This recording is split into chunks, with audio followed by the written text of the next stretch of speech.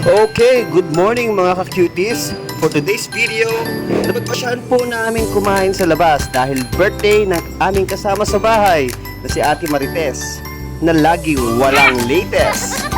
So ngayon naman maglalakad-lakad tayo kasama si Kuya at ang mga chikiting. Tamang-tama pababa ng kinain. Tsaka nga pala guys, nandito tayo sa Tayabo Nature Park. Ang libreng pasyalan dito sa San Jose City, Nueva Ecija. Pag may sasakyan ka, magbabayad ka lang ng 10 pesos sa mga tricycle at motor.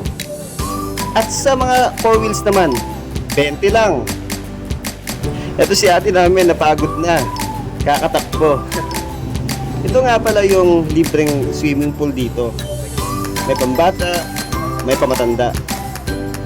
Ito nga pala isa sa mga palaruan dito ng mga bata. Actually, maraming pa doon sa taas. Talagang napakaluma na kasi nga naabutan ko pa ito nung bata pa ako. Mga 20 years na ata yun. Minana ng mga anak na minsan ding naging bata na tiga San Jose. Muntik na ako nabulol dun ha. Kitang kita nyo naman, nag-i-enjoy na mga bata, pati na matanda. Ayan na si Kuya Ralph. Magpapalambing kasi si Ading, kaya bubuhatin na niya. O, wag ka makulit. Kaya mamaya-maya naman, bababa tayo dun sa ilog kung saan maliligo naman yung mga bata.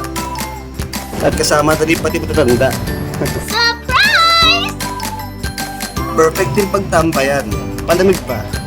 Pwede rin magbaba ng pagkain at mainom. Basta huwag lang magpapakalasing.